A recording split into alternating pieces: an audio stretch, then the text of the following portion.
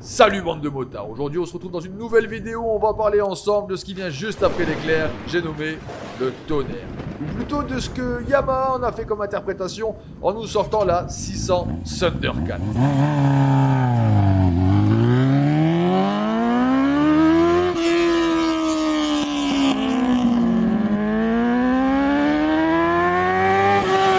Alors déjà, pour commencer, Thundercat, ok il y a 4 dans le nom, mais ça n'a rien à voir avec un chat, même si elle s'est montrée les griffes. Thundercat en anglais, ça veut bien dire le tonnerre.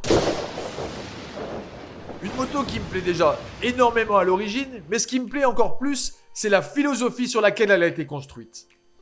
Mais avant de t'expliquer tout ça, on va commencer par les origines de cette moto.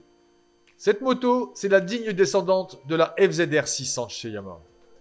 Celle-là même qui avait été élue à l'époque par Moto Magazine la sportive la plus polyvalente du marché. Parce que oui, pour beaucoup de gens, ces motos-là, c'est des sports GT. Eh ben non, c'est vraiment des sportives. Alors on est en 1996 et Yamaha va nous sortir la 600 Thundercat. Une moto qui va aller un petit peu à l'encontre de tout ce qui se faisait à l'époque.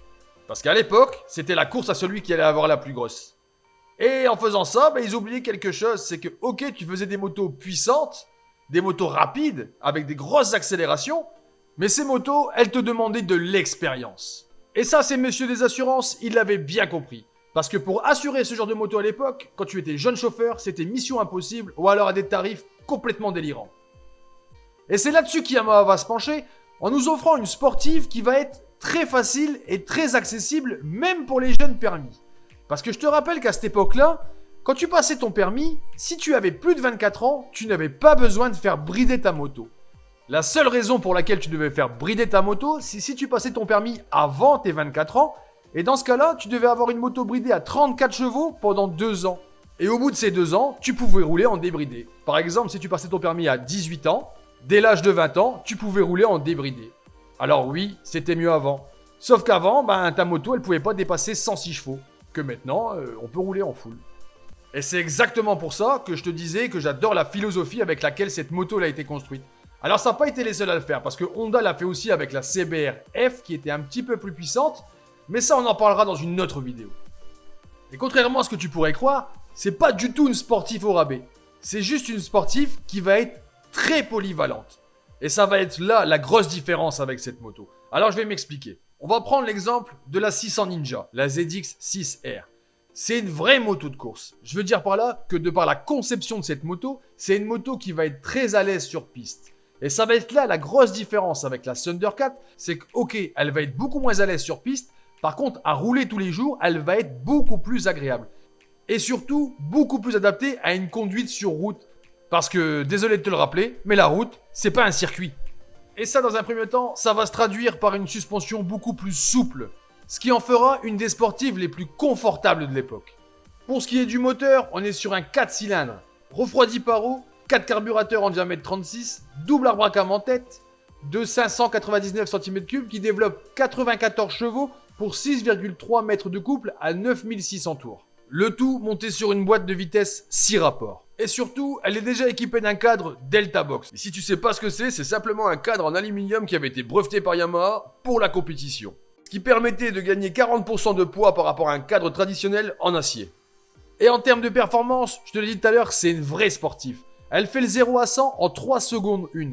La vitesse de pointe chrono, elle est 240 km/h. Ce qui veut dire que tu fais à peu près du 260 compteurs. Elle est équipée d'un réservoir de 19 litres. Et de par sa faible consommation, tu peux aller jusqu'à 300 km d'autonomie avec. Le poids à vide, il est de 187 kg. Ce qui lui accorde un rapport poids-puissance de quasiment 2 kg par cheval. En ce qui concerne le freinage, on est sur une Yamaha, il est juste sublime. On est équipé de 2 disques de 300 mm à l'avant avec 2 étriers, 6 pistons. Ça les freins, Yamaha ils savent faire, il n'y a pas de souci. Et pour l'arrière, on est sur un disque de 230 mm avec un étrier simple piston.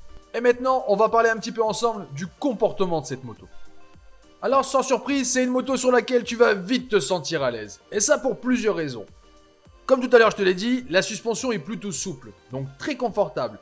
Les demi-guidons, ils sont placés au-dessus du T2 fourche, ce qui fait que t'as pas le buste totalement penché en avant, t'es même plutôt droit, et ça accentue encore le côté confortable de cette moto. Le moteur, il se révèle réellement au-dessus des 6000 tours. pour atteindre très rapidement les 9000 tours et aller jusqu'au Rupteur qui a 13 500 tours. Mais entre ces 9000 et 13 500 tours, la moto, elle s'enflamme complètement. Tout ça pour te dire que le moteur, il est vraiment pas linéaire et qu'il a vraiment tendance à pousser de plus en plus dans les tours. Et de toute manière, cette moto, elle va t'inciter à monter un peu dans les tours pour la simple raison, c'est que si tu as tendance à passer tes rapports un peu bas en régime, la boîte de vitesse, elle n'est pas très précise. Là où vraiment elle va prendre de la précision, c'est quand tu vas monter un peu plus dans les tours. Puis on va pas se mentir, la mélodie de l'échappement, elle va vraiment t'inciter à monter dans les tours. Concernant son comportement dans les virages, alors là, ça va être en deux tons. La première chose, c'est que cette moto, tu vas la rouler facilement dans les virages. Et ça pour une bonne raison, c'est que le pneu arrière, il est en 160. Ce qui est moins large que la plupart des sportives, parce qu'habituellement, on est plus sur du 180 voire 190 de large. Ce qui va rendre cette moto très sensible aux pneus que tu vas lui mettre dessus. Donc attention à lui mettre des bons pneus. Et là où finalement sa plus grande qualité va se transformer un petit peu en défaut pour elle, c'est pendant une conduite qui va être très sportive. Parce que la grande souplesse des amortisseurs vont faire que le train avant va pas être aussi précis qu'on le voudrait. Mais comme je t'ai dit tout à l'heure, on lui en veut pas. Parce que la route, c'est pas un circuit. Concernant le duo, elle est juste idéale. Parce qu'elle est aussi très confortable pour le passager. Parce que je sais pas si t'as remarqué, mais la Thundercat, elle a qu'une seule selle, un peu à la manière d'un roadster. Ce qui fait que le passager, il n'est pas trop haut derrière toi, il fait pas périscope. Ce qui fait qu'il est relativement bien protégé du vent, et en plus de ça, les deux poignées à l'arrière, elles sont pas trop basses et elles te tombent naturellement sous les mains. En résumé, c'est une très bonne moto, parce que agile, confortable, même en duo, elle a des vraies performances de sportive. Et en plus, pour rien gâcher à la fête, c'est une moto qui est d'une extrême fiabilité. Cherche un petit peu sur le net et tu verras plein d'exemples de mecs qui ont dépassé les 200 000 km avec leur Thundercat. Et pour te dire à quel point ce moteur était bon, il faut savoir que c'est la base du moteur de la Thundercat qui a donné naissance à celui de la 600 Phaser. Et d'ailleurs, j'avais aussi fait une vidéo sur la 600 Phaser et je t'invite à aller la voir après et tu verras à quel point ces deux motos se ressemblent. Et il y a quelque chose qu'on n'a pas encore parlé, c'est son esthétique. Cette moto, je la trouve vraiment trop belle. Et je t'assure qu'au premier coup d'œil, il y a plein de personnes qui feront pas la différence entre la Thundercat et la R6. Parce qu'elle a un esthétique très agressif. Et si cette moto te plaît et que tu as peur qu'elle manque de watts, sache qu'il existe la même en 1000 cm3, la Thunder Race. Mais on en parlera dans une autre vidéo. Et maintenant, on va parler du nerf de la guerre. Combien ça coûte ? Aujourd'hui sur le marché de l'occasion, c'est une moto qui coûte très peu cher et qui est facilement accessible. Et en plus de ça, comme je te l'ai dit tout à l'heure, c'est une moto qui est extrêmement fiable. Donc à partir du moment où l'ancien propriétaire a fait tous les entretiens en temps et en heure, t'auras pas de mauvaise surprise. Enfin, normalement. On en trouve aujourd'hui à partir de 1500 € jusqu'à grand max 3000 €. En plus de ça, t'auras pas de grandes difficultés à l'assurer. Alors franchement, si elle te plaît, fonce. Sauf si tu as encore un permis A2, parce que sache que la Thundercat, elle est pas bridable. Je suis désolé mon ami. Après, le 600 Phaser, lui, il l'est. Et c'est quand même deux motos qui sont vachement proches l'une de l'autre par leur comportement et routier et moteur. Maintenant, petit aparté personnel, si cette vidéo te plaît ou si mes vidéos te plaisent, n'hésite surtout pas à t'abonner, ça va grandement m'aider par la suite pour le référencement de la chaîne.